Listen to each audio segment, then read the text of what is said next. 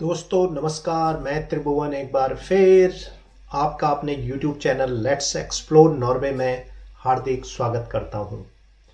और आज जैसा कि मैंने आपको बताया कि मैं बीच बीच में अपने पुरानी लाइब्रेरी से, वीडियो लाइब्रेरी से कुछ ऐसे महत्वपूर्ण जो मैंने विजिट यूरोप के अंदर करी हैं उनकी लाइब्रेरी में से वीडियो क्लिप निकाल कर आपके लिए वीडियो बनाऊंगा इसी सीरीज में। पहले मैंने आपको वेनिस का पूरा दिखाया और अब मैंने रोम की सीरीज शुरू करी है। तो आज इस वीडियो में मैंने आपको पूरा रोम का विजिट और रोम के महत्वपूर्ण स्थानों के बारे में बताया है। और आप वीडियो क्लिप में देखेंगे कि कितना सुंदर है इटली का रोम। और अपना जो हिस्टोरियन है, जो हिस्ट्री को पढ़ना चाहते हैं, हिस्ट्री को समझना चाहते हैं, उनके लिए कितना इम्पोर्टेंट है ये आप इस वीडियो में देखेंगे। तो चलिए आप मेरे इस वीडियो का आनंद लें। और बीच बीच में मैंने आपको कोशिश करी है कि जितनी रिक्वायर्ड इंफॉर्मेशन है वो आपको मैं देता रहूं। चलिए आप वीडियो में बने रहें। तो दोस्तों, जैसा कि मैंने अपनी लाइफ में ये सोचा था कि जब मैं रोम इटली का विजिट करूंगा तो एक लोकेशन ऐसी थी, एक जगह ऐसी थी जिसके बारे में हिस्टोरिकली मैंने बहुत कुछ पढ़ा था और उसका नाम था वेटिकन सिटी। और ये रोम का वेटिकन सिटी का अपना एक कल्चरल इम्पोर्टेंस है, खासकर क्रिश्चियनिटी के लिए। तो वेटिकन सिटी रोम इटली से घिरा एक शहर राज्य रोमन कैथोलिक चर्च का मुख्यालय है। यह पोप का घर भी है और प्रतिष्ठित कला और वास्तुकला का खजाना है। इसके वेटिकन संग्रहालयों में प्राचीन रोमन मूर्तियां जैसे प्रसिद्ध लाओकून एंड हिज सन्स के साथ साथ राफेल कमरे में पुनर्जागरण, भित्ति चित्र और माइकल एंजेलो की छत के लिए प्रसिद्ध सिस्टिन चैपल है। आप अभी देखेंगे, मैंने आपको कुछ सैंपल दिखाऊंगा तो आपको वो कलाकृतियाँ जो उनकी छतों पर बनी हुई हैं वो पूरे दुनिया के आकर्षण का केंद्र है। सबसे ऐतिहासिक और सांस्कृतिक रूप से महत्वपूर्ण कलाकृतियों और कलाकृति में से कुछ आवास वेटिकन संग्रहालय निश्चित रूप से रोम में देखने के लिए आपकी सूची में होनी ही चाहिए, आपकी एटनरी में होनी ही चाहिए। वे अनगिनत ऐतिहासिक काल के टुकड़े वहाँ पर और कृतियाँ और सैंपल्स वहाँ पर रखे हुए हैं। वेटिकन सिटी आधिकारिक तौर पर, थोड़ा सा इसकी हिस्ट्री बताने की कोशिश कर रहा हूँ। वेटिकन सिटी आधिकारिक तौर पर वेटिकन सिटी स्टेट एक स्वतंत्र शहर राज्य है और रोम इटली के भीतर स्थित एनक्लेव है। वेटिकन सिटी राज्य, जिसे वेटिकन के रूप में भी जाना जाता है, लेटरन संधि एक इटली की गवर्नमेंट और वेटिकन के बीच में हुई 1929 में 1929 के साथ इटली से स्वतंत्र हो गया और एक पवित्र से जगह के रूप में स्थापित हुआ। पूर्ण स्वामित्व उसे मिल गया और सारे उसके अपने अधिकार क्षेत्र के अंदर सारे व्यवस्थाएं स्थित कर दी गई। वेटिकन सिटी प्रारंभिक ईसाई धर्म का है और कैथोलिक चर्च का प्रमुख एस्पिकोपल दृश्य है, जिसमें लैटिन चर्च और 23 पूर्वी कैथोलिक चर्चों में से 2018 का जो सेंसस था उसमें बताया गया कि दुनिया में लगभग 1.329 बिलियन कैथोलिक ईसाई हैं। वो सब इसको मानते हैं। चलिए थोड़ा सा इसको मैं इंग्लिश में भी बताने की कोशिश करता हूँ, जिससे कि जो व्यूअर्स हैं they cannot feel difficulty to understand. Vatican city, a city state surrounded by Rome, Italy, is the headquarter of Roman Catholic Church. It is the home of Pope and a treasure trove of iconic art and architecture, housing some of the most historically and culturally significant artifacts and artwork. The Vatican Museum should be definitely part of your itinerary, and the list of your places when you be in Rome you should visit, and everyone should visit. They hold fragments from countless historical periods. Vatican City, officially the Vatican City State, is an independent city state and enclave located within Rome in Italy. The Vatican City State, also known as Vatican, became independent from the Latin Treasury in 1929 and was a separate territory under the absolute ownership, exclusive dominion and sovereign authority and jurisdiction of Holy Place.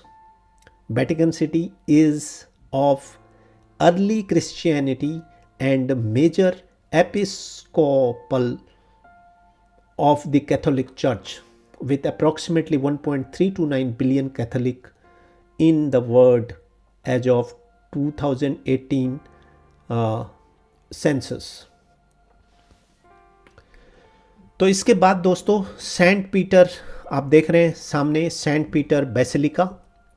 Saint Peter ईसाई धर्म में सबसे महत्वपूर्ण स्थलों में से एक है और इसे किसी भी व्यक्ति द्वारा आकर्षक रूप में वर्णित किया गया है. अधिकांश हिस्सों में प्रवेश निःशुल्क है, लेकिन जो गुंबद पर चढ़ने या खजाने को देखने के लिए आपको प्रवेश शुल्क देना पड़ता है. Saint Peter's is one of the most important sites in Christianity and described as breathtaking by anyone who has visited it. Entrance to most of the parts are free, but to climb the dome or see the treasury there is an admission charges. तो ये बात होगी basilica की. इसके अभी आपने उसके video देखा. अब जो आप देख रहे हैं ये मैंने कैप्चर किया है म्यूजियम, जो वेटिकन म्यूजियम है. एक्चुअली ये एक ऐसा स्थान है जहाँ पर हर आदमी को विजिट करना चाहिए. यहाँ पर बड़े हिस्टोरिकल चीज़ों को सजाया गया है और जैसा मैंने बताया कुछ चीज़ें ऐसे छतों पर बनी हुई हैं, अभी आप वीडियो में देखोगे. उनकी जो चित्रकारी जो वहाँ पर है वो अपने आप में देखने लायक है. सो वेटिकन संग्रहालय वेटिकन सिटी के सार्वजनिक संग्रहालय हैं. ये सदियों से कैथोलिक चर्च और पोपसी द्वारा एकत्र किए गए विशाल संग्रह जो पूरे दुनिया से एकत्रित किए गए हैं से इनको सजाया गया है. इसमें उनको प्रदर्शित किया गया है, जिसमें दुनिया में सबसे प्रसिद्ध रोमन मूर्तियां आपको देखने को मिलेंगी और पुनर्जागरण कला की सबसे महत्वपूर्ण कृतियों में से कई यहाँ पर शामिल हैं जो आपको देखने को मिलेंगी. St. Peter's is one of the most sites in Christianity, as we know that. So the Vatican Museum are the public museum of the Vatican City.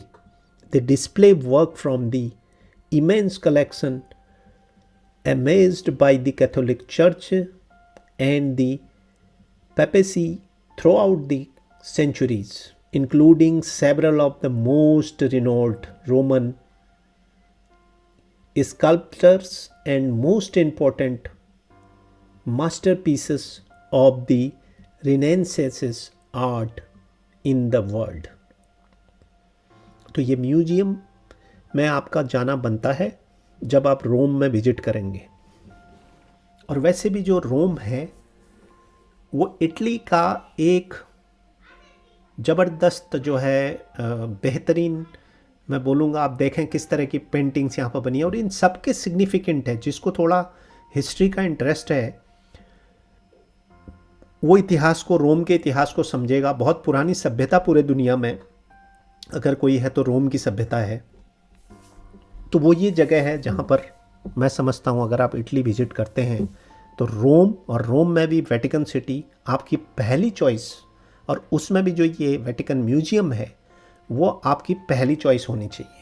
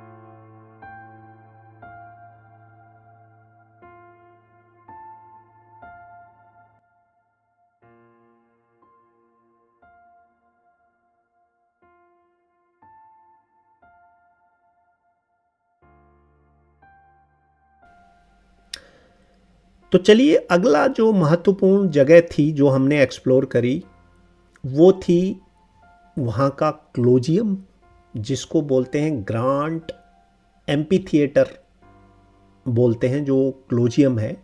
इसकी ये आप स्नैप्स देख रहे हैं, मैंने कुछ अपने यादें जो है फोटोग्राफ्स में कैद कर ली अपने लिए, फ्यूचर के लिए। तो अब आप अगर ये क्लोजियम के बारे में थोड़ा सा हिस्ट्री में आपको बता दूं, रोम में स्थित क्लोजियम को एक भव्य एपीथिएटर के रूप में जाना जाता है। प्राचीन रोम में ये क्लोजियम कुश्ती और महिला और पुरुष, जिनको ग्लैडियर कहा जाता था, उनकी जानलेवा लड़ाई के लिए फेमस था। यहाँ पर एक तरह से दंगल होता था, अगर मैं हिंदुस्तानी भाषा में बोलूँ तो दंगल होता था। खासकर रोमन साम्राज्य के लोगों के मनोरंजन के लिए युद्ध में कैद किए गए कैदियों को लड़ाया जाता था। आज भी ये क्लोजियम रोमन इतिहास को समझने वालों के लिए एक प्रमुख आकर्षण का केंद्र है। आपकी एटनरी में होना चाहिए, जो भी रोम इटली विजिट कर रहे हैं। रोमन फोरम के ठीक पूर्व में स्थित विशाल पत्थर एम्पीथिएटर, जिसे कोलिजियम के रूप में जाना जाता है, को प्लेबियन राजवंश के जो उस समय के सम्राट थे वेस्पासियन द्वारा रोमन लोगों को उपहार के रूप में करीब करीब 70 से 72 ईस्वी के आसपास इसको दिया गया था।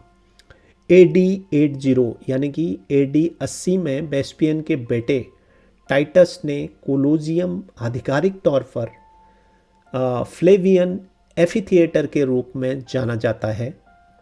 100 दिनों के खेल के साथ, जिसमें ग्लैडिटोरियल कॉम्बैट और जंगली जानवरों के झगड़े शामिल हैं, उनका प्रदर्शन होता था। 4 शताब्दियों के सक्रिय उपयोग के बाद शानदार अखाड़ा उपेक्षा में पड़ गया और आज वो एक तरह से खंडहर है। और 18वीं शताब्दी तक इसका अच्छा उपयोग हुआ था। निर्माण सामग्री यहाँ पर रखी रहती है। हालांकि मूल कोलिजियम का 2/3 हिस्सा समय के साथ साथ आज नष्ट हो गया है।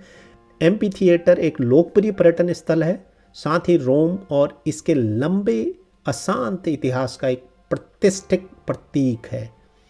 इसके अंदर अगर आप जाएंगे तो क्लोजियम में करीब करीब 50,000 दर्शकों के बैठने की व्यवस्था थी। The Colosseum in Rome is known as a grand amphitheater. In ancient Rome, this colosseum was famous for wrestling, for the life of the men and women called gladiator, especially for the entertainment of the people of the Roman Empire. Prisoners imprisoned in war were fought. Even today, this colosseum is a major center of attractions for anyone who understands Roman history.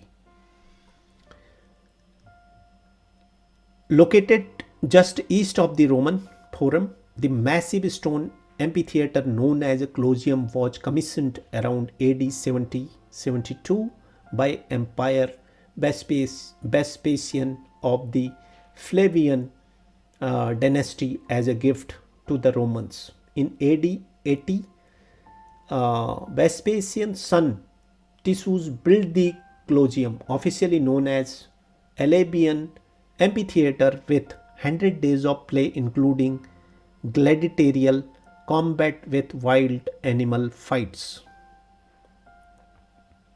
Inside the Colosseum had seating for over 50,000 spectators. तो जी ये कुछ अब आपको last portion में video का आप देख रहे हैं, कुछ फोटोग्राफ्स मैंने लिए हैं। और ये वहाँ पे एक है त्रेवी फाउंटेन जिसको बोलते हैं, उसका है। ये अगला ऐतिहासिक जगह है जो आपके एटनरी में होनी चाहिए। टेवी फाउंटेन रोम इटली में टेवी ज़िले में एक फव्वारा है, जिसे इटली के वास्तुकार निकोला साल्वी द्वारा डिज़ाइन किया गया है और ग्यूसेप पनिनी और अन्य कई लोगों द्वारा पूरा किया गया। 26.3 यानी कि 26.3 मीटर ऊंचा और करीब करीब 50 मीटर चौड़ा यह शहर का सबसे बड़ा बारोक फव्वारा है और दुनिया के सबसे प्रसिद्ध फव्वारों में फाउंटेन में आता है। The Trevi fountain is a fountain in the Trevi district in Rome, Italy, designed by Italian architect Nicola Selby and completed by Giuseppe Pannani and several others, standing 26.3 meter high and around 50 meters wide. It is the largest Barbecue fountain in the city and one of the most famous fountain in the world. तो दोस्तों बस video के last भाग में मैं हूँ और मैं उम्मीद करता हूँ कि ये यूरोपियन मेरे पुराने लाइब्रेरी में से जो मैं वीडियो क्लिप के साथ आपके लिए ब्लॉग बना रहा हूँ आपको अच्छे लगेंगे। जो लोग मेरे ब्लॉग में नए हैं कृपया मेरे चैनल को सब्सक्राइब करें, सपोर्ट करें। व्यूअरशिप मुझे ठीक मिल रही है पर सब्सक्रिप्शन बहुत कम मिल रही है। तो फिर एक दूसरे ब्लॉग में आपसे मुलाकात होगी। तब तक अपना ध्यान रखें, ख्याल रखें, स्वस्थ रहें, मस्त रहें। Okay, bye bye, take care.